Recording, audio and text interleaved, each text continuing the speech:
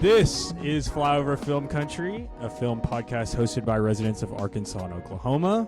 We want everyone to know that movies are great, and we're building a community of fans in Flyover Country. And today, we are discussing the new film from director David Lowery, Mother Mary. He also has directed The Green Knight, A Ghost Story, and The Old Man and the Gun. So, Isaac, where do you want to start? The Green Knight, famous Olivia movie. I Famous movie hate that she movie. loves. I hate that movie. I went with my brother to watch it, and he turned to me, and he was like, "Did you like that movie when the credits rolled?" And I was like, I don't think so. And he goes, "Good, because I hated it too." Walker, the Green Yeah. Knight's a big movie for you, right? Yeah, I like Green Knight a lot. I also, though, took my wife to see that movie, and she absolutely hated it. So, yeah. I'm in good Everyone company. in my theater, it was kind of weird. We must have been all sickos. We cheered whenever the green belt scene happened. And There's we, no way you know, that's true. I'm joking. There's no way. There's going to be There's no 40 way. Green Knight fans who laugh really hard at that. But no, I love the Green Knight. David Lowery's always been kind of a guy for me, a guy whose imagery and He's a guy. touch up. Yeah, he is a guy whose combination of actor, like an actor's director and an auteur and a very strong kind of visual communicator. But we've been looking forward to Mother Mary for a while. I mean, it's Anne Hathaway as a pop star, and we'll get into all that. I was gonna tell y'all a pretty funny joke I heard this past Thursday and Friday. I was at our company annual meeting that we do every year, and they had a comedian there. You know that we've had like Sidney Moncrief and other former Arkansas sports legends come as like keynote speakers, but they had this guy named Don McMillan, and he's a comedian and an engineer, like a mechanical engineer.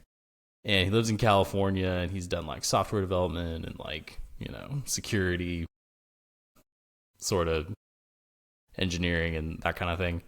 And his set was okay. I feel like maybe he was like told to like be a little family friendly.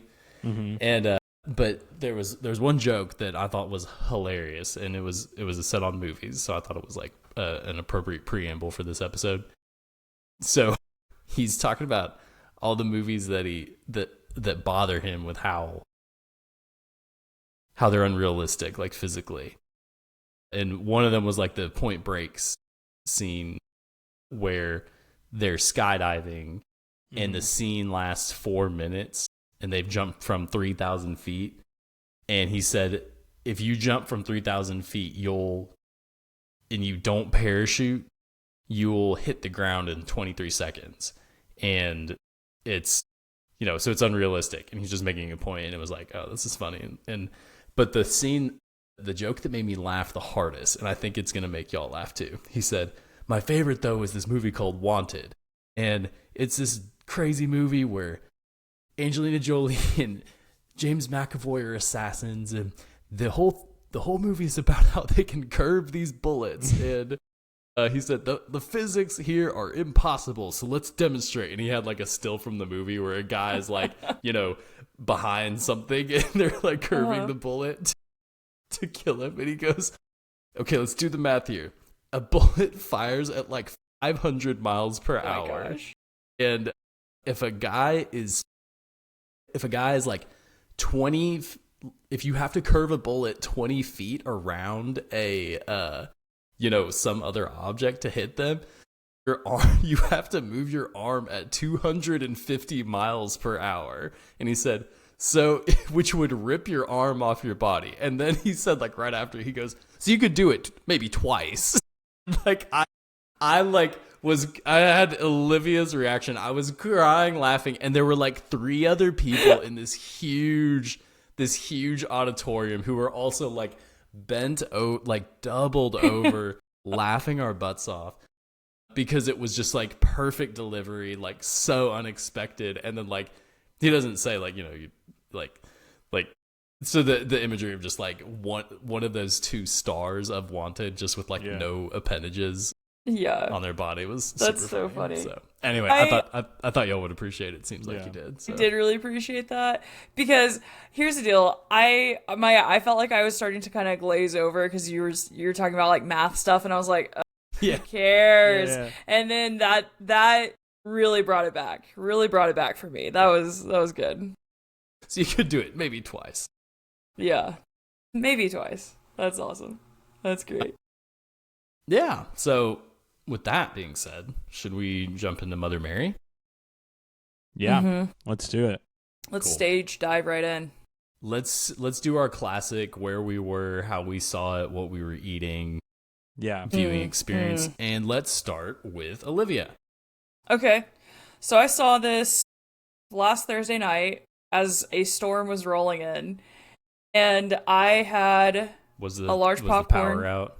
The power did not go out, but I could see, as I was leaving the theater, I could see a really bad like thunderstorm out in the distance, and so I was like, please let me get home before it gets bad. And then that same like day, I didn't know it until the next morning, but that same day a really bad tornado went through Enid, Oklahoma. And so anyway, really, not the point. It's tornado season here in Oklahoma. And so anyway, but I saw this by myself. I had my large popcorn, an icy, Coke Icy, and peanut butter M&Ms. And it was delicious. There was a decent crowd, I think, for a Thursday night in the middle of storm season. I believe we were actually in a tornado watch, but that hasn't stopped any Oklahoman before. And so for there being a tornado watch and bad weather on the horizon, quite literally on the horizon, there was probably like, I think, 15 other people in the theater-ish. So a decent turnout for this A24 indie film that I imagine most people who are not super into movies have not heard of. So that was my experience. Walker, what about you? Yeah, I saw this Friday night. Cinemark, Conway. I finally downloaded the Cinemark app. For some reason, I just never had it. And I finally downloaded it. And so when I was buying the ticket for this movie, they're like, oh, do you want to order your snacks ahead of time? And I decided to do that for the first time ever. And it was the worst mistake I've ever made. Because I thought, oh, I'm not going to order like a drink. Like I'll order a bottled Coke Zero because I don't want the ice to melt if they put it out a little early. And so I told them to put it out at 7:15 was when I asked for it to be ready. And they texted me at like 6:40 and were like, your order's ready. And so that Coke Zero was like room temperature when I got there. And I also accidentally ordered 2 boxes of peanut M&Ms instead of 1. And I told myself, well, I'm not going to eat both of those. And I 100% both boxes during the movie. But I texted you guys about this because it was very funny. When I first got to the theater, there was only one other person there. But they weren't there. It was just a big bucket of popcorn in a seat. So I was like, oh, well, at least one other person is here. And a few minutes later... It's like they got raptured. Yeah, they're just gone. But an older their clothes woman... weren't there, so they didn't get raptured. Yeah. It was their shirt and then the pants and then the popcorn. And the popcorn. Yeah. Okay. But... a few minutes later, an older woman comes in, and it was her, and she was sitting right in front of me. A few other people came in. There were like 7 people in the theater, so not a lot of people. But 10 minutes into this movie, she gets up and leaves, and she does not come back. So I don't know if she went in the wrong movie. I don't know what was going on. She thought The Devil Wears Prada 2 was this weekend, right, and not like this upcoming weekend. And she so just asked for the Anne Hathaway movie. I went 1 ticket to the Anne Hathaway movie, please. And they said, you sure? And she said, yeah, obviously. Can you not tell? And they're like, all right. They're like, The Devil Wears Prada 2 doesn't come out till next week. She had to talk to the manager, and then she figured that out. Is it the weekend after that? No. It is this weekend. This next weekend. Okay. Yeah. Isn't that not the next movie we're covering? I don't know. Is it? I don't still know. haven't seen the first one. I need to hop on that. Yeah. I saw it with my friend Dane, who, okay, so shout out Dane. Shout out Dane. Shout out Dane. My buddy, my coworker, and he likes pop culture. But more than anything, he loves Charlie XCX. And I said, hey, she did a lot of this music. Do you want to come see this? And he's like, yeah. So we went to, it was only playing at the Movie Tavern here in Little Rock. It was not playing at Cinemark. Wasn't playing at AMC, which is kind of strange because like Weird. AMC's pretty good about getting A24 stuff. Yeah. And I was like, this is weird. I was like, I haven't gone to see. Ironically, I haven't seen a movie at Movie Tavern since I saw The Green Knight. So shout out Movie Tavern for they went under a ownership change in the last couple of years, but they're like, David Lowery is our guy. We will. They You love come him. eat a massive quesadilla and we'll deliver stuff to your seat. So we got a small popcorn and Dr. Pepper and talk about Sugar Crash. I got some Nerds gummy clusters. Nice. And I like destroyed those and my tummy was hurting afterwards. I like cannot keep doing like entire packs of Nerds gummy clusters. It's like I really do need to, if I'm going to keep having sugary snacks during movies, I have to switch to like peanut butter M&Ms or something that's like a little easier on my stomach. So Yeah. but yeah, No our quesadilla. theater's like kind of small, but it was clean, smelled fine, and the screen was great. The last movie I saw with Dane was Testament of Anne Lee, and it was that horrible screen. I think I told you about it. You and did guys tell us River about did that. on the Yeah. podcast described it where there were like blue lights, like all like the bulb was messed up or something. Yeah. And it was that movie is like almost a 5-star movie for me. I was really blown away by it, but I was like, I cannot believe I'm watching it on this like garbage projection. Anyway.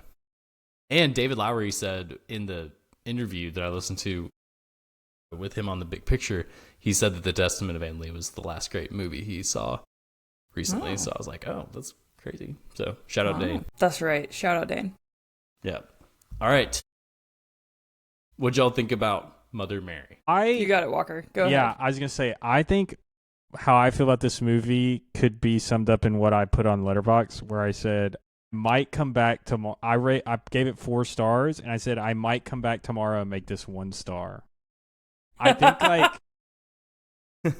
like I've thought about the movie a lot since seeing it, and I think that it has I think I like it. I'm not gonna make it 1 star, but it was a little there were parts of it that were really, really cool, and I really, really liked a lot. And then there were certain things too where I was just like, oh, this just isn't, it's not quite there. I wish that, honestly, what I was thinking was I wish they spent more time on this, but then I read all the information that Isaac gave us about it, and David Lowery spent a lot of time. Multiple on this years. Script. Yeah, so I don't know if more time was the answer, but I think at the end of the day, I really like it. I like David Lowery. I like all his movies I've seen. I think he has an interesting view of things. His obsession with ghosts is awesome because I also think I'm really interested in ghosts and how you can use them in storytelling. And I think every movie I've ever seen of his has a ghost in it in some form or fashion. And I think that is really interesting. And so, yeah, I think I understand why there have been people that have seen this movie and absolutely hated it. But at the end of the day, I like it. I think it's good. I think it's cool. I think I'll watch it again, and I think I'll like it more the second time I watch it when I understand that I should stop trying to figure out the plot and everything that's happening and going on and just watch the movie. And I think I'll like it more when I turn that off a little bit. Yeah. Yeah.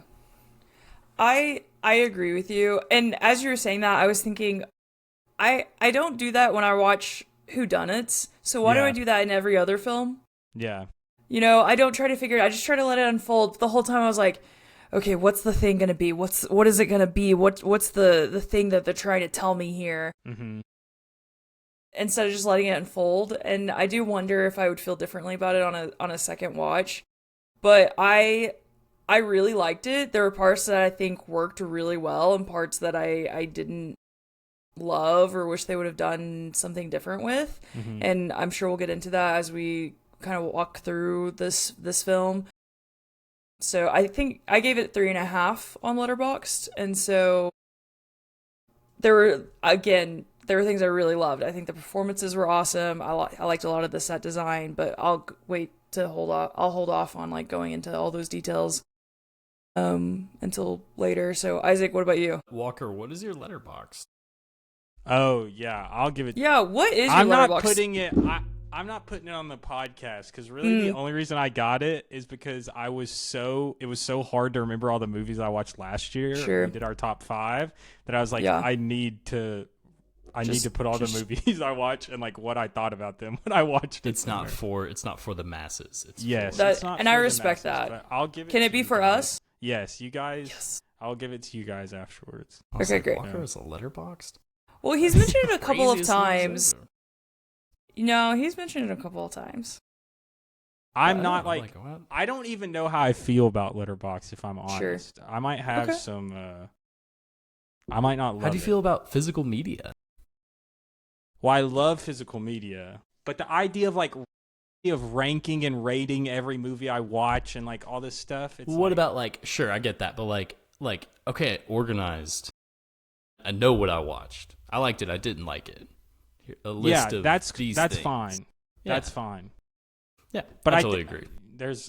I One think of my sometimes it friends- just encourages us to like it encourages people to be like I don't want to watch a movie being like, oh, I need to watch a certain amount of number of movies this year. I don't want Sure. to have to like rank them all. Like, I think there is something to say about that where it's like it does gamify it a little bit, and I don't like that Mhm. aspect of it.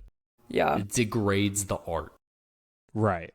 I'm sorry, I'm Yeah. being pretentious. I'm a little pretentious about it. I understand, but No, it just Here's the deal. I think there's a large population of Letterboxd losers. Losers. Users. losers. A little Freudian slip there, maybe? A Letterboxd users. I almost said it again. As I like tried to emphasize, users who are very Are the pretentious worst and people you can imagine. are the worst people. Yeah. You know, like I just so if you're gonna be pretentious, I think being pretentious in the way you were is probably the best way to be pretentious. So Thank you. I appreciate that. Now I Yeah. feel better. yeah, so but yeah, I have a friend who he's had Letterboxd for a really long time, and he has started to just like movies, like Mhm. put a heart if he liked it or didn't like it, you know, and leave a little comment. But I think for him, it's really it has become more about like, I just want to keep track of what I've watched, and Yeah. it doesn't really matter if I rate it this much or whatever. Yeah. So, yeah. Well, So I I've get not that. put this on Letterboxd yet. I because was have wondering if been, you like, hadn't. I have Yeah. been thinking about it a lot. Uh-huh. And I think that I've decided that here's the thing. I think that There's just I such a think that- long pause. this movie is really impressive. And Uh-huh. I loved watching it. Like every single minute, I was just like, all right, what's going to happen? Okay, there's a ghost. I did not see that coming. But also, it's not super surprising because it's David Lowery. And I love I still don't really know what it represents, but like, Mhm. or what it means. And that was one of the things that was cool, was like in that interview I mentioned with the big picture following a screening of the movie like some weeks ago, Sean Fennessy said, I'm kind of tempted to ask what this movie's about, because it feels like just watching it that it could be about a lot of different things. Yeah. Mm-hmm. But I know that like you, David Lowery, probably have something very specific in mind of what it is about. Mm-hmm. And it feels pertinent to like what the movie is to ask that question or whatever. Yeah. And David Lowery said, well, Sam, Michaela Coel's character, basically says it verbatim in the first 20 minutes. And I was like, okay, well, now I want to go watch the first 20 minutes again and like, and figure it out, because it starts with Sam's narration about how she feels about Mary and about their relationship. And I guess ultimately the movie is about like what it means to have a creative partnership. Mm-hmm. And any kind of partnership, but particularly a creative partnership.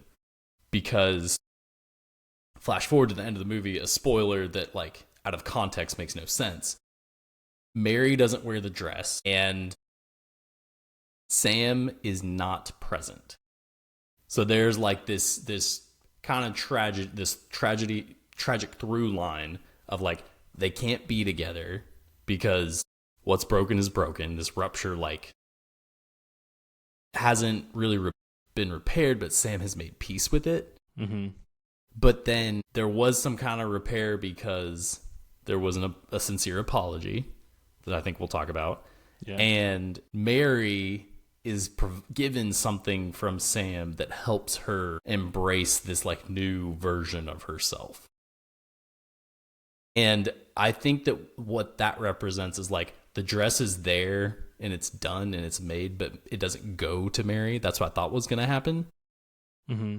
Mm-hmm. And I think that ending has been really powerful and has like stayed with me. And I've been thinking about it quite a lot. Mm-hmm. The two of them have amazing chemistry.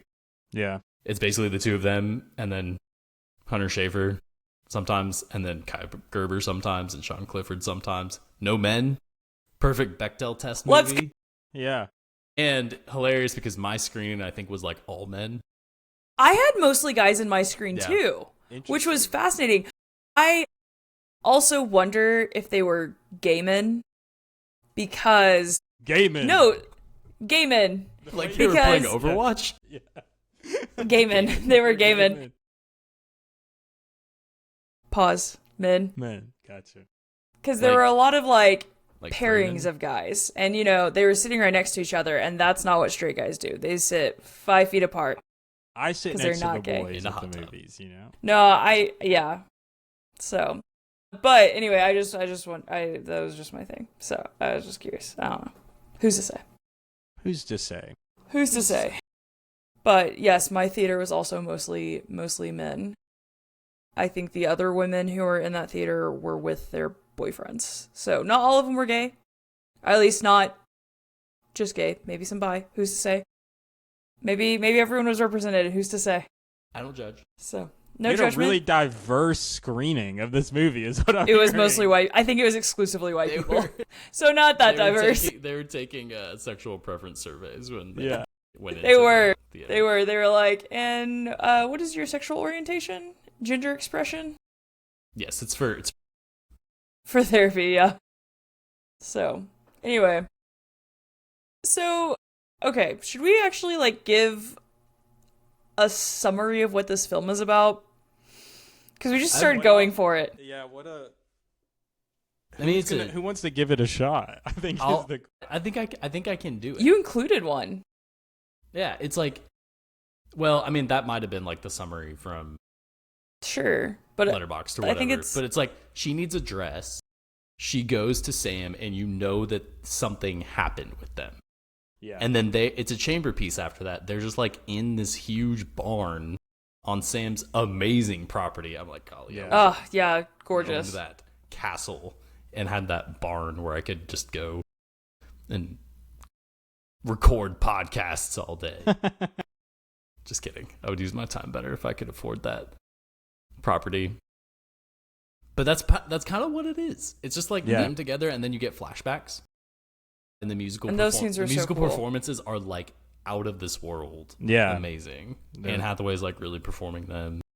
They're songs from Jack Antonoff and FK Twigs and Charlie XCX, and they're just like so good. I love the soundtrack. Yeah, I this movie, I think one of the interesting things, I was trying to explain it to Savannah afterwards, and she was like already in bed falling asleep, and so like she was not responding at all, so I was just like monologuing about this movie for like 20 minutes, and then I realized she was asleep.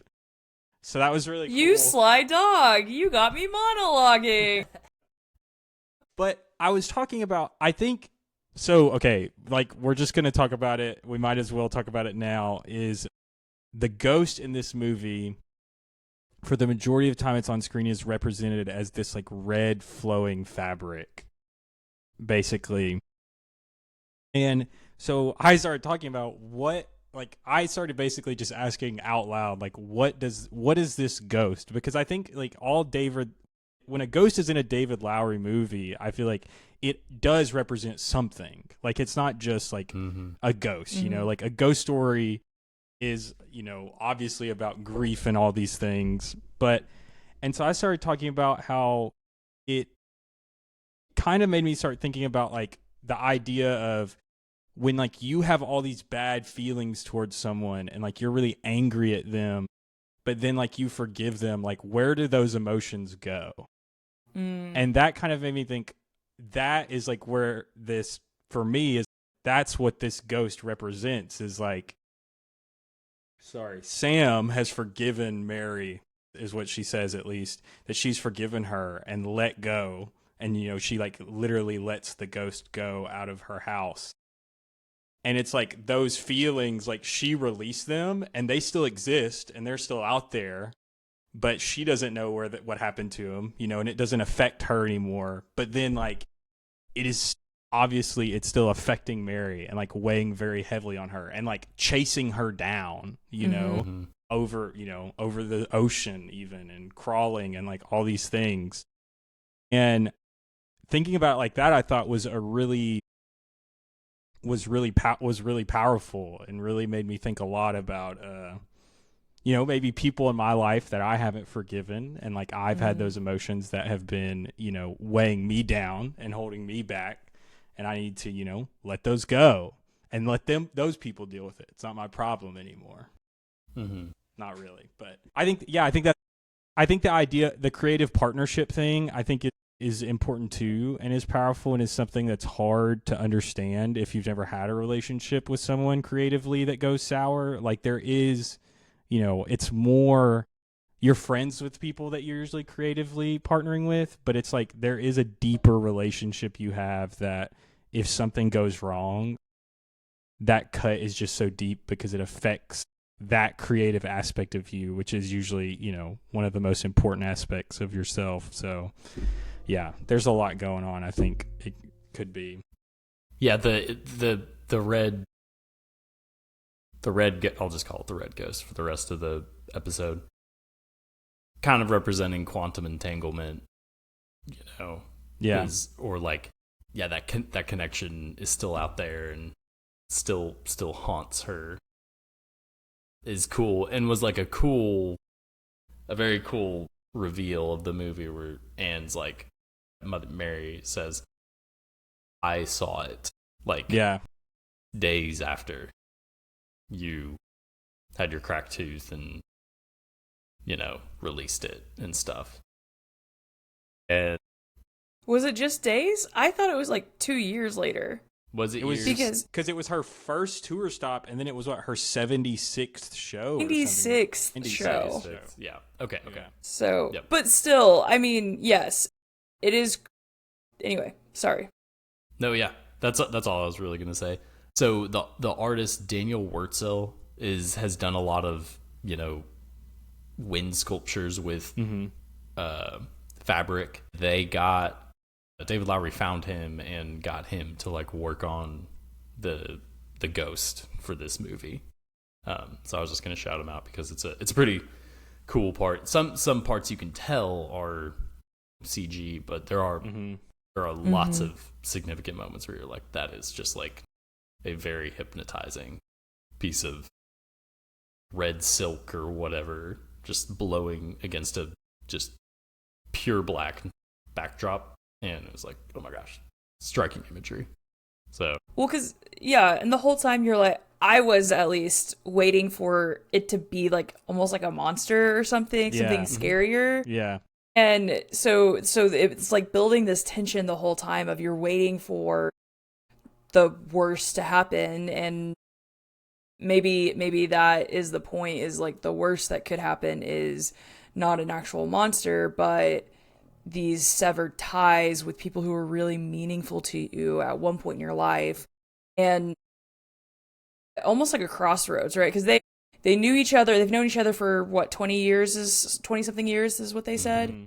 And they knew each other before either of them were really successful in their fields. Yeah. Or in their respective careers.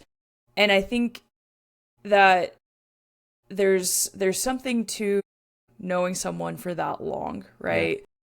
And knowing them before they did these certain things. And so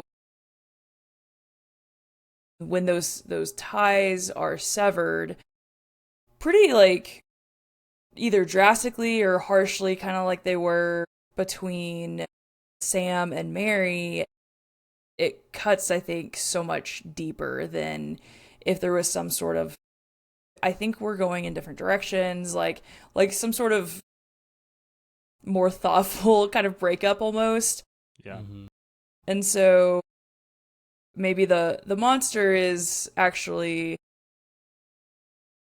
broken relationships and grief around that. Mm-hmm.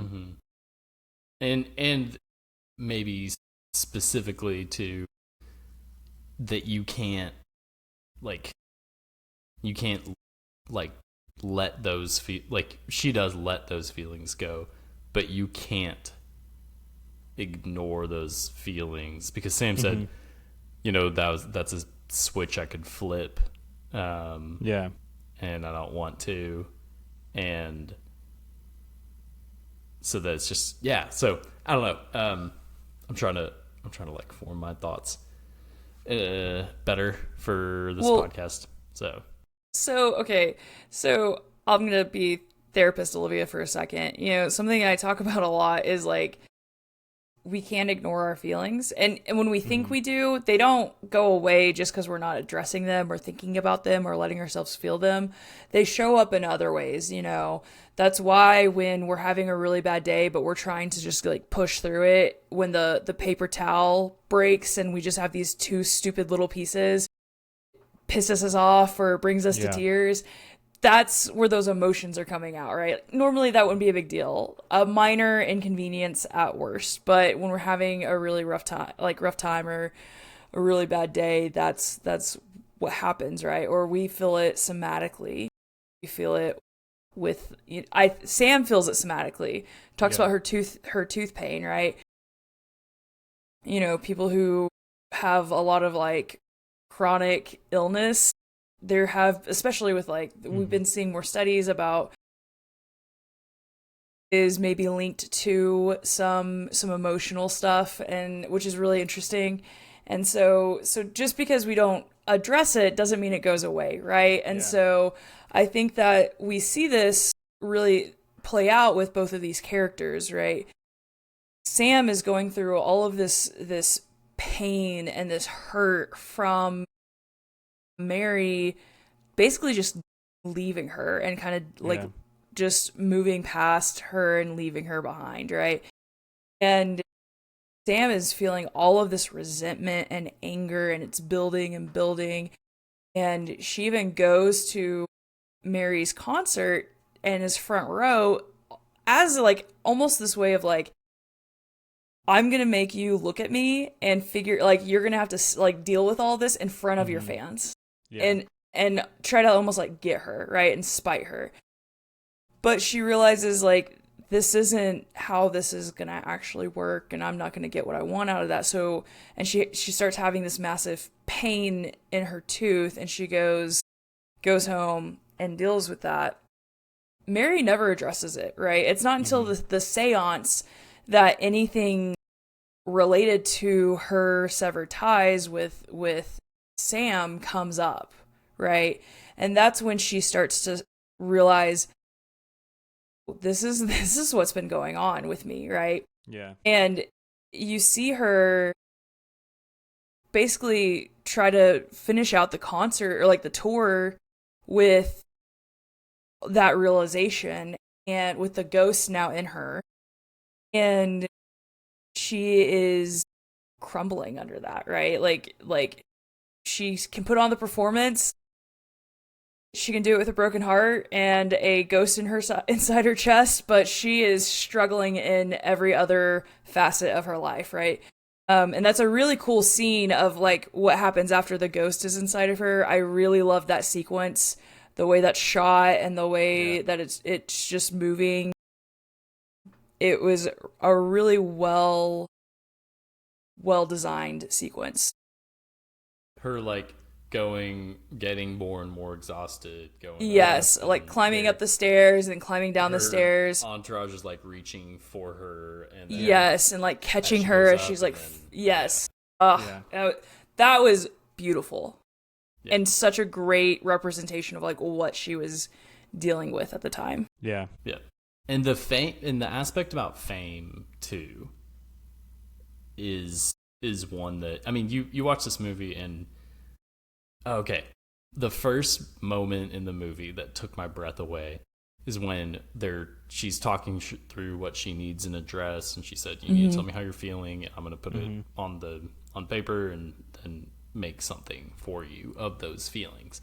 And they're trying to like, she's telling Sam what she's feeling, and then it gets past this, okay, I'm making you a dress, and then it's getting more into, okay, we're kind of having to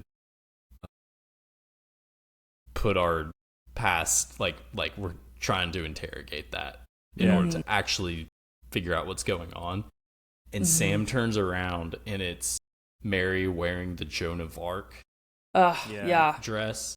And that scene took my breath away. It just like was so unexpected. Yes. She's in a spotlight, and she looks amazing. Yeah. And this dress is white, red, with a gold shoulder armor piece and this iconic halo that apparently was like her thing all throughout her career.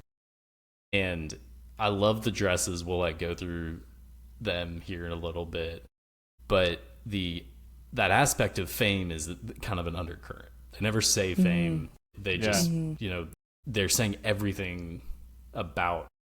It was like, this is Taylor Swift, Beyonce, and I don't know who else. Lady Gaga. Or I mean, name a pop star. Yeah. I mean, really. And she was like, I don't sleep. I'm taking so many pills. Like, I can't. I need to. I need to emerge. And she said, "Oh yeah, clarity." She was like, "Do you want, do you want authenticity?" And she's like, "No, clarity." Yeah, like that's what she can't verbalize that either. Yep, that's another thing, right? And that's and she's another using hand motions. She's using hand motions, and you see her do that later in the film, and people are like, "I don't know what you're saying. Like, what are you trying to tell me?" Right? But Sam, because she knows Sam, like Sam knows her so well, Sam knows exactly what she's saying, and that's when she says clarity. And again, that shows you how deeply connected these two individuals were. Yeah. And in some ways still are, which is also fascinating.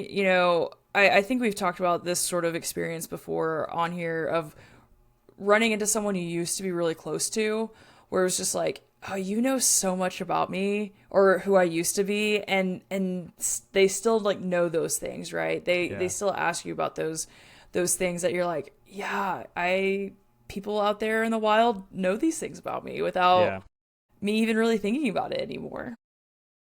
But I do, on the note of the dress, I do want to say this. I had this thought, Isaac, while you were talking about it. Later, the Joan of Arc dress specifically, Sam talks about how that's actually based on her own experience, where she had spilled like communion wine or juice on her dress.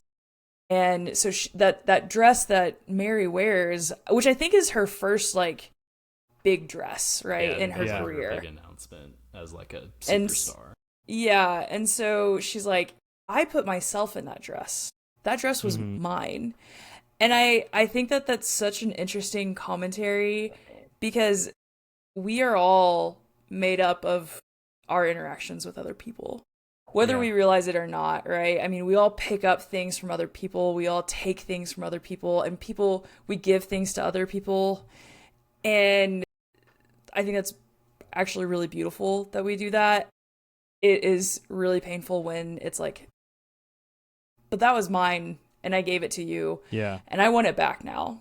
Now that we're not together, or we're not a part of this relationship anymore, I want it back. And I think that's part of that. Yeah, Walker. I was going to say, I think that kind of points to what happens at the end of the movie. Like you talked about Isaac. Sam ends up making a dress and Mary doesn't wear it. And I think that is what is happening at the end of the movie, though, is that is not Mary's dress. That is Sam's dress that she made. And it's like it seems like she made it out of the fabric that the ghost was made out of. And so it's like all these things that it's kind of like, I guess, putting a cap essentially on their relationship at this point. Like, it's now all these things that Mary gave her, all this hurt, this pain, all these emotions. She's now taken it and made it into this beautiful, piece of art, a dress that's very gorgeous and very beautiful. And it's not Mary's to wear at the end of the day. Mm-hmm. And like, what? And then I think it's too, at the end of the day, Mary didn't need another dress. And that's what part of the thing she figured out going to meet Sam is that that's not really what she was looking for, Mm-hmm. And yeah, I think that's a reason I think this movie, I rate it so highly, is because I have thought about it a lot, and there's so much more to think about, and there's so many great moments. I think David Lowery, love him or hate him, like he's really good at having such a specific vision for his movies and is really good at pulling it off. I think the flashback scenes, the way they were shot, almost more like we're watching a play than a movie.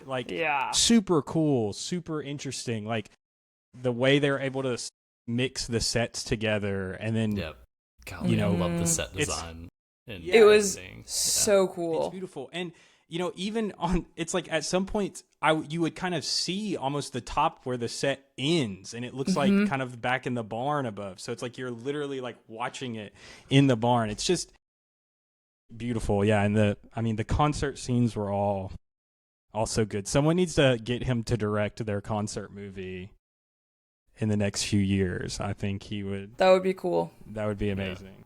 Yeah, I think that would be really interesting. He did say that like the Eras tour and that phenomenon was also an inspiration for this, and just realizing like how big Taylor Swift was, and there's like I said, like she name dropped her earlier because she's part of this character of Mother Mary. What's interesting though about the pop star stuff is like I do think Taylor Swift's a huge inspiration for this, especially the concert scenes. But I think this story also, from what I've seen online, is it's similar to a situation with Lady Gaga and her former stylist. Yeah. Yeah. Okay. Yeah, like who's also a black woman like Sam is, and they had a falling out apparently. It's the timeline tracks. Walker, correct me if I'm wrong, but it seems to be like as Lady Gaga's style really started to kind of like chill out and kind of become a little less eccentric and wild and out there was when the split happened. Yeah. I think so. Yeah, because I watched the documentary about Lady Gaga when I was in college, and that was like, it was reminding me a lot of that and that situation, because it's super similar. Like all her iconic looks that you think of when you think of Lady Gaga all come from this one person that she was partnered with for so long, and then I don't remember exactly what happened. Yeah. I don't know what happened either, but that's something I've seen a lot of people reference, is like they were like, a lot of people have said they think that David Lowery kept name dropping Taylor and not talking about Lady Gaga, because also there's a lot of, now in in more recent albums, Taylor has referenced a lot of more religious stuff, but Lady Gaga's always referenced religious themes. Yeah. Right? And I mean, that's been And Madonna her thing. too. And Madonna as well. And so Like it's just Yeah. right. So it's just, I think, but again, I think you could argue that this is maybe any pop star. I think Beyonce for sure. There's parts of it that seem similar to her. I think Isaac, you mentioned in your in the notes you had for this episode, David Lowery went and saw Lorde, and that was the first like stadium concert he went to. He felt really moved by, and I think, and part of this is probably because Lorde is similar to Charlie XCX in some ways, and had albums produced by Jack Antonoff. This kind of feels like more like Lorde music, and not so much really anyone else. It seems more like Lorde to me than anyone else. It sounds like Lorde the most. Yeah. For sure. So it's just it's interesting. Yeah. Anyway, I don't know what I went off on a tangent and I derailed us, and I'm sorry. I don't even remember where we were at. Well, it's a hard movie to pin down. Yeah. It is. But I want to talk real quick about, not real quick necessarily, we can spend as much time on these two central performances. That's also where I wanted to go next. Yeah. So I'm glad that's where you wanted to go. David Lowery wrote it with, basically all but said, like, wrote it with Anne Hathaway in mind, knowing that she could sing and is a really dedicated actress. Mm-hmm. And then he took it to Michaela Coel. He said he watched I May Destroy You in COVID and was just like completely blown away, because that was her big, like, this is who I am, like really powerful, really dark. And he took it to her. And also, real quick aside, but connected, she has another movie this year called The Christophers with Ian McKellen that Soderbergh directed it's like about art theft. Like she plays like a, for lack of a better word, like a forger or something. I hadn't heard about this. Soderbergh is so prolific. I will like probably never be able to watch all of his movies because he just works so quickly and so fast. And is so I didn't realize that was one of his movies. I had seen that because it was playing at Quell Springs here, but I didn't have the chance to go see it. I don't think it's here, but I wanted to go see it. Anyway, cool that this is the second, like, she has this in The Christophers, and that's like the first thing she's worked on, I think, since something in 4 years. Yeah. I have her IMDb was pulled she up. last in Wakanda Forever? That was the last movie she was in. She was in an episode of Mr. and Mrs. Smith. Oh, yeah. She was so good in that. Yeah, and then she was in Black Panther. She did I May Destroy You, which those were 2 years apart. So yeah, so she's had a interesting sort of trajectory, but just real quick, look The Christophers up. James Corden is in it. Not watching. Skip. Hey, you don't know who he's playing? I don't care. Skip. That's hilarious. That's really funny. Respectable and understandable, Walker. So he took it to Michaela Coel, and she really connected with it. And at that point, he hadn't like really decided what he even said in the interview. There's a version of the movie where their roles are flipped, and it is just like completely different and electric. And I was like, I would love to see that. He also said something similar or something interesting about how in COVID the Green Knight was finished, and he re-edited it completely. And I would love to see that, like, I would love to see, like, on physical media for the rest of time, if directors are like, actually, there's an edit of this movie that's got a completely different flow, and you can only watch it, if you, buy it. Anyway, so, but Anne Hathaway isn't doing most of the talking in this movie, but her physicality, both in the flashbacks, is really powerful. But the thing that made me really there's two scenes where I was like, oh, Anne Hathaway's doing something really, really interesting here. Mm-hmm. Is when she comes to the house, she barges in, she finds Sam, and then she's like, today's Thursday, you need this by Sunday. Can you stop time? And Mary, like her eyes get sharp, and she sits up and she snaps her fingers and she said, I just did. And it was like it's this confidence, like her demeanor shifted. Yeah. And I was like, oh, cool. And then there's a great cut and they walk out to the barn. Yeah. Mm-hmm. And then the second scene is when she dances without the music. I was like, she's doing something so cool. The way she moves on stage and the heels, like all of it, I was like, this is like such a wonderful performance. This is probably going to be my favorite performance of the year, unless something comes along and knocks it away. So yeah, just had to like pontificate on that for a little bit. No, I agree. At least with as you far as Anne wholeheartedly. Hathaway. I have a lot of other thoughts about Michaela Coel as well. Well, I think with both of them, they did a lot. Like, yes, Anne Hathaway's movements in that dance sequence is incredible. I could not believe the way she was moving her body in that scene. I think both of them had such subtleties with their facial expressions and what they were doing with their eyes, especially Michaela Coel. It was like just microscopic, but it was enough that you could see the way that they were wanting to portray this line, or like, you know, read this line and portray this character in this way. And it was really incredible, like so good.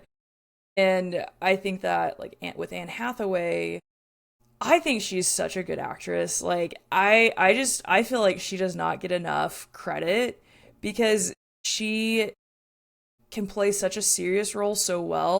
She can be really funny. And, you know, I think she's just got really great range. And I feel like, I just don't feel like she gets enough credit. I feel like most people are like, yeah, I love Anne Hathaway. Like, no one's ever like, she sucks. But I don't think anyone's ever like, she might be one of the best actors. And I don't know if that's true, but I think that it's something we should maybe consider a little more frequently. I don't know. Yeah. But anyway, we'll see how this year goes. She's got like 15 things coming out this year, so we can revisit this conversation at the end of the year.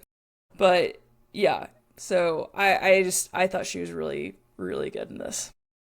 Yeah, we should ask James Tallarico what his stance is on Anne Hathaway. What are your plans to, you know, I'm making a dumb joke. I was gonna say too, I think another scene that Anne Hathaway really just, her performance stood out to me is the seance scene, which I thought was really interesting. In the write-up we had about this, David Lowery said it was supposed to take 2 days to shoot, and that scene ended up taking 7 days to shoot because it was just so difficult and hard for everybody, the actors and the crew, to do that scene. And I think he said he felt like at times they were summoning something actually evil, which is pretty intense. But the way that she switches from that kind of like, oh, this is like a fun thing I'm doing with my friends, to that like intense interest in like, oh, there's something really happening here. And then obviously to the fear of like, oh, something is actually happening and it's like really scary. I just thought it was great. It was great. So many parts in the film. The dance scene is like gonna haunt me for a long time. Like I just was glued to the screen because I was like kind of horrified, like in that moment. Well, what is happening? What I'm watching. It's such good foreshadowing, right? Yes. Because you don't know. There's nothing that, at least I don't think anything in the trailer hints at this It's like kind of like suspenseful. The trailer is, and you know, like there's. The posters say element. This is not a ghost story. That's what the posters say. This is not a ghost story. That's kind of like at the beginning of Weapons when it's like, this is based on a true story. Blatant lies. And so, so there's nothing that really hints at any of that. And so when she does that scene, you're just like, this, I had the thought, I was like, this looks demonic. Like she is possessed. And yes. Question Yeah, mark? and you don't. Yeah. Well, and I think it's like interesting that we never end up hearing the song because like I think it was very purposeful, not us definitely not hearing it in that moment because like I'm sitting there thinking what song Yes. is this that like she's dancing like this on stage, Mm-hmm. like trying to imagine a song that would even be possible because we've heard kind of what her music sounds like and it doesn't sound like it would go with this dance, which is really interesting. Spooky Action. Spooky Action. Yeah. It's funny because it's like kind of just name dropped or like dropped a little bit. Yeah. Or dropped casually. And I Right. was like, yeah. That's funny. Yeah. And also that's a silly name. It is. And when she's done dancing, Sam goes, "How are you gonna sing while you're doing that?" Yeah. I laughed out loud. Which is really funny. And didn't she say practice? And it's like 2 days before Yes. or something. Which at that point the audience is unaware of the fact that Mary hasn't performed in a while because she had this really horrific fall, which is another thing that made me think of like Beyonce specifically because she's like, brought like lifted up on this like platform and she falls off the platform in this film and Beyonce is like lifted up in a car platform type of thing. And there was like an issue with a wire and she literally like almost fell out of that. And had she not been like buckled in, she would have. And I think the same thing happened to Pink and I think it happened to another singer. And so it is like, again, pulling from several different pop stars. What? I was chuckling because like the last time that Pink was on a big studio or stadium tour, like people were like, "What is going on with her?" And like just the flipping, the flipping. The flipping. I was cracking up remembering that because I had thought about it in a couple of years. So hey, say what you want about Pink. I really like Pink, and I would absolutely love to go see Pink. One of the she's a cool person. Definitely not my type of music. I'm not gonna bash Pink, but like that was the other thing. Like pop stars are endurance athletes, so like across the board, everyone. I'm like mad respect. Mm-hmm. Walker, what were you gonna say? Yeah. I was gonna say Pink does have one of the greatest songs for a TV show ever written. We've Got Scurvy from SpongeBob. Yeah. She wrote We've Got Scurvy. Yeah, she performed. She knows ball. Sick. That's so dope. Forgot about that. That's amazing. Anyway. Okay, we've talked about Anne Hathaway. We haven't talked a whole lot about Michaela Coel. So, Isaac, I know you said you wanted to talk about her performance a little bit more. So. Those cheekbones or not, maybe not. Are just insane. Yeah. Yeah. I think that anyone else doing the narration and like really I don't know how to say it other than like the script is indulgent and I just don't the reviews I've seen that and I'm not like I don't think this is a perfect movie by any means, but I just don't understand how there have been multiple reviews on Letterboxd and New York Times that have said like the dialogue is horrible. The dialogue, and I'm like, I just don't think that is true. Like, I don't think that's true. They have great. That's not the issue with this movie. Yeah, definitely not. But I think that the actual script and the writing is really good, and I think that the main reason like I said, Anne Hathaway's doing the physical lift of the film, and David Lowery's doing the visual lift of the film. Like and all of the amazing the costume designer is I wanted to say real quick because we didn't earlier. Bina Dagler, set design, all that stuff. Michaela Coel is doing the like acting lift. The I don't think anybody else could but like perform the dialogue that is required of Sam's role and it not be like it's not one of those things where it's like in someone else's hands it would be cheesy. It's just like I think someone else could do a serviceable job with it. Yeah. But I don't think anyone else would like it. Just you hear her voice immediately when the movie starts and you see the blue train of Mary's dress going up to her about to go on stage and describing this like it's like so poetic. Like David Lowery wrote it and Michaela Coel's like reading it and performing it in the movie, and it is just like so beautiful and powerful and haunting. And I just gotta put my stake in the ground and say, like, if you think that the dialogue in this movie is bad, like, you're completely wrong, because it's Michaela Coel doing most of it. And second of all, just reading it is incredible dialogue. So I just had to like, you know, kind of about the script, kind of about Michaela Coel, but like just mostly her doing it. And like I could watch her just talk for an hour unbroken. Yeah. So Yeah. For sure. Yeah. Well, and I think too, like, again, I know I said this earlier, but like the subtleties with her facial expressions are so interesting. And you know, there's so many times where she is talking to Mary and it just looks like she's on the verge of tears, but is like holding them back, which is a really hard, fine line to walk in general. But I think as an actor, getting yourself to that point and not crossing that line, I don't know how many people could do that. And so I don't think, you know, Isaac, I don't know if, I think someone could give a serviceable performance, but I think the sincerity of this performance really is emphasized by Michaela Coel. Like I don't know who could give quite as sincere of a performance as her, and it's really moving, honestly. And I think that's what makes this movie, one of the things that makes this movie higher rated, I guess, for me, is the performance between these two actresses who have great chemistry. Like, I fully believed that they had this really long relationship. And I also saw online that people were theorizing that they were actually dating. Right.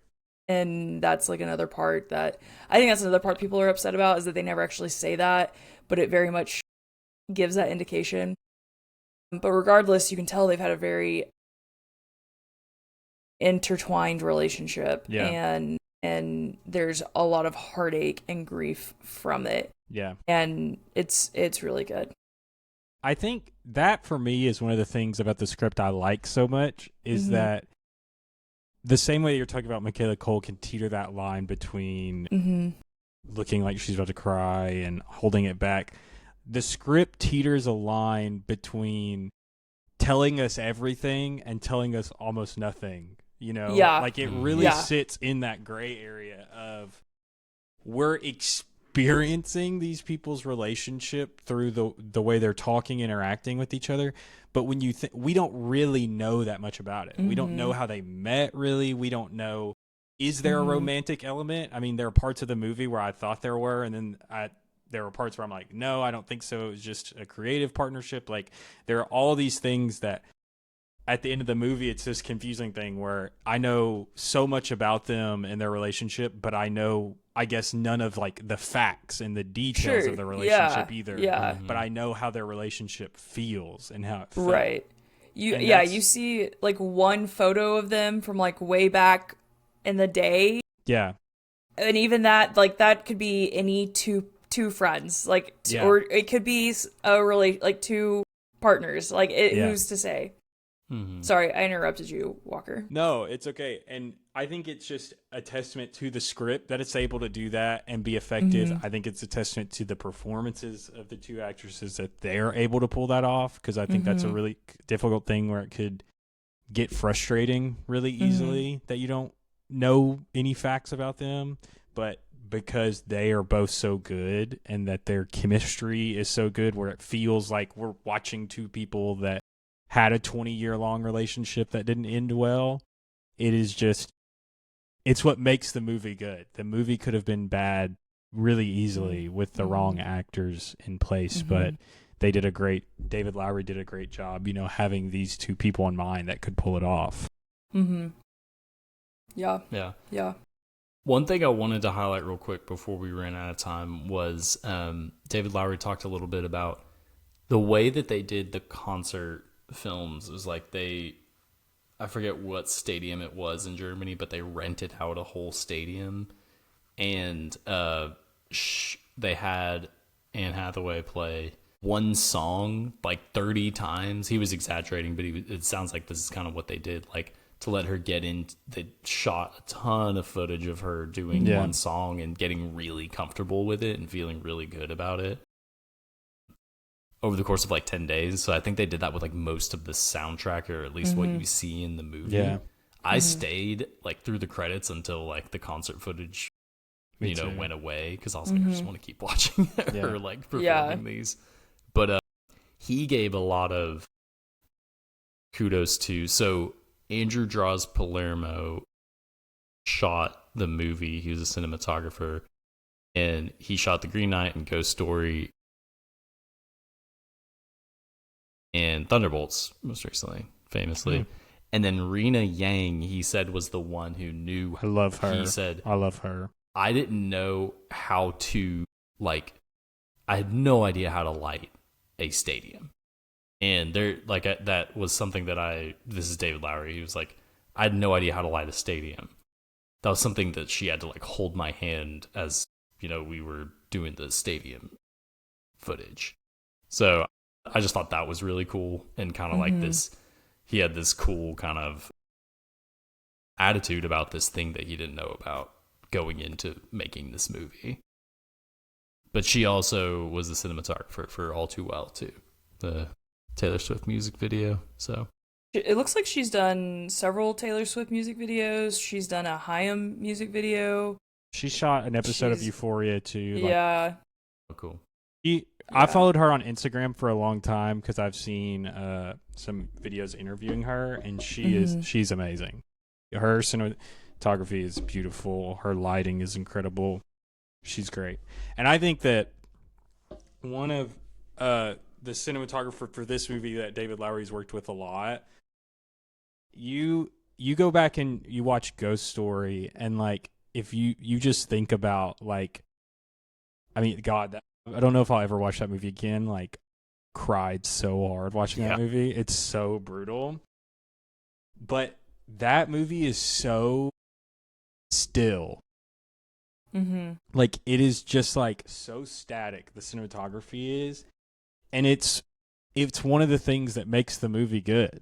If the movie had a bunch of Steadicam shots moving around the house, I think that movie might suck. Which is a weird thing to say, that something like that one decision made the movie effective, but it is. And same thing with this movie. There's a lot of decisions they made that are really, really good and work so well. And specifically, I just can't stop thinking about the flashback scenes and how they shot them, the set design and everything. It was just perfect. So kudos to the whole team. They killed it. Yep. It was a great time. And there were a couple moments where I thought it was interesting, and David Lowery edited this movie too, right? Let me double check. Keep going. Yeah, but I'll double check. Do some whoever edited it. Yep, he edited it. Okay. There are moments where it felt like for 10 to 20 seconds they would stop editing this like a movie and would edit it like a music video just for short periods of time. The first time I think about I think it's actually right before we see her in the Joan of Arc dress standing there, and it's just shots of them looking at each other, and just for like I said, for 10 seconds the music kicks in, and it's kind of boom boom boom boom boom, and then it's just fading in between the two shots of them looking at each other, and then it's just gone. And there's a few moments like that throughout the movie where it's we went from, just for a few seconds, more like a music video than a movie edit. And I thought that some of those were really cool. Some of them didn't work, but that's okay. Yeah. Yeah, for sure. Yeah, this will be in my top 10 this year. I will watch it as soon as I can to just kind of go back in, and I felt that way too when I saw the Green Knight. I was like, Yeah. I feel like I need it. I actually wanted to start the movie over when it got to the Joan of Arc dress part, because I was like, it was that feeling of like, the song is really good. Like I'm starting it over, you know. Like that's like, and I haven't had that feeling in a movie in a long time. So yeah, I'm excited to watch it again for sure. Yeah. We didn't talk about any of the songs, did we? Outside of like kind of what they sound like, but we didn't. Did you guys like the soundtrack? I loved it. I'm gonna be listening to it for a while. The movie opens with Burial, and I don't know exactly. I'd have to remind myself just sonically what Blue Flame, Cut Ties, and Dark Cradle sound like, but Holy Spirit I think was my favorite. Yeah, I can't decide if I like Holy Spirit or Holy Spirit 2 better. Mm-hmm. They're both very good. The sequel.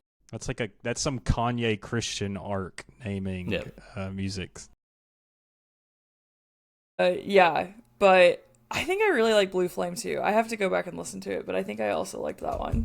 But anyway. Yeah, I'm listening to Charlie XCX a lot anyway, so I'll pop these on the old playlists. So yeah. What do you have, like Charlie XCX, Turnstile, Jack Antonoff, Charlie XCX, now Mother Mary Geese. soundtrack, Geese. Yeah, we throw Geese in there.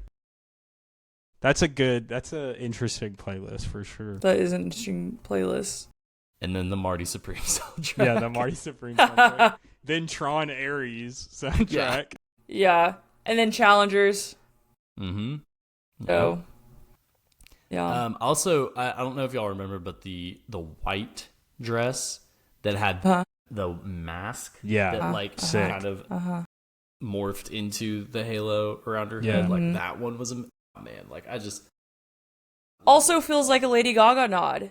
She has a dress that's absolutely she has a dress not quite like that, but very similar, where she covered her whole face and it was like a crown that was on her head. Mm-hmm. I just remember that dress. That was a cool dress. Yeah, that was really cool. Can I scream at the clouds for just a minute real quick too, please do before you end? Yes.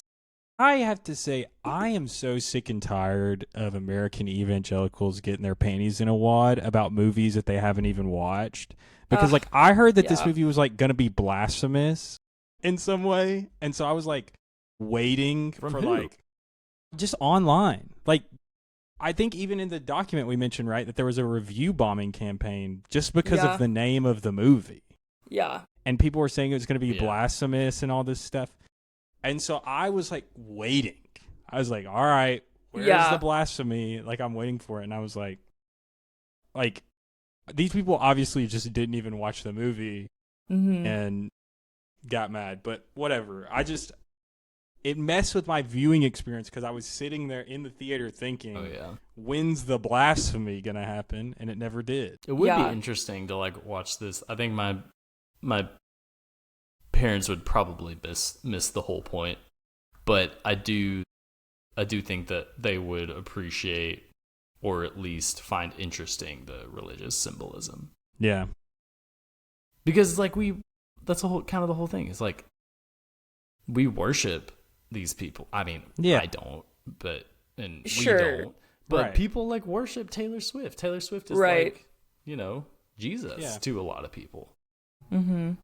And that's the whole thing of kind of what's going on with Sam and Mary's relationship is it's I let you go. I kind of exercised you. And so anyway, kind of getting circular again. Yeah.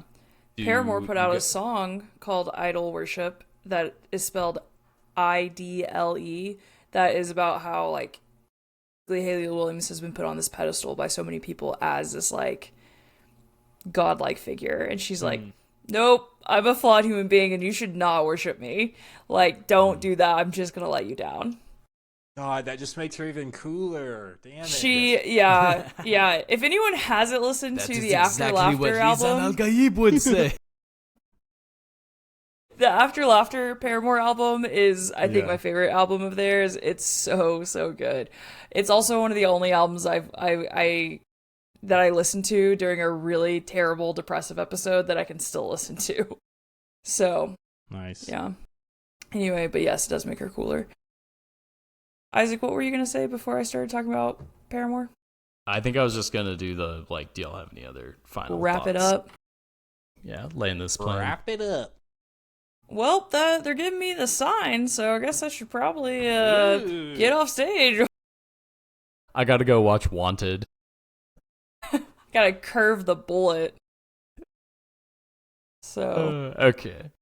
Thank you for listening. Please remember to rate, review, and subscribe on whatever platform you're listening.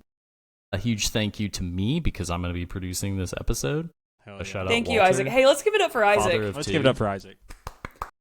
Bodyguard episode will be coming out before this, by the way. Drama episode Came out yesterday. came out yesterday. Yeah. I got the Spotify notification. Yeah. I didn't even know if you guys filmed the Bodyguard episode because I was checking while we were on our trip and I was like, I guess they decided they didn't do it. No, we did. It's a whole thing. I got to go make sure it's ready to go. But I'm not going to do it tonight. Our next episode is The Devil Wears Prada 2 coming out this weekend. And then we have a fun summer ahead. I was going to I'm excited. Yeah. I added a tab in our document here for you guys. But going chronologically, just in May, we got after Devil Wears Prada 2 Hokum, the horror movie. Do you think you're going to see that, Olivia? Not a chance. Okay, not me a and- chance that'll in be hell. me It and looks Walker. terrifying. I might watch that 5 times. I'm Hey, so I pumped. love that for you guys. I actually had avoided the trailer until I was sitting in a movie theater and it played before the It is movie, a whatever movie, Pretty and I was like, terrifying trailer. Yeah. Did you guys, I- actually, there's one terrifying moment Yeah. right at the beginning where I and was like, it's- oh, okay, I got to see this. Did you guys have the Passengers trailer play before your movie? Passengers. Looks That- really freaky. Yes, and that trailer, I was like, this is crazy to play just before this movie that's not a horror movie, Yeah, because it was scary. it was really scary. No, I don't know what this is. I don't want to know. Billie Eilish. I do know what it is. I do know what it is. Yeah, that Passengers trailer, I was like, this is really inventive, Yeah. very scary. I was like on the edge of my seat for a Yeah. minute. And they also played it without hey, here's a trailer. They just played it. At least whenever I saw it. And I was like, wait, what? And then I was like, oh, it's a Lights movie. hadn't even gone down. Yeah, it just, Yeah. The Billie Eilish movie, I think that'll be interesting. I'll go see that.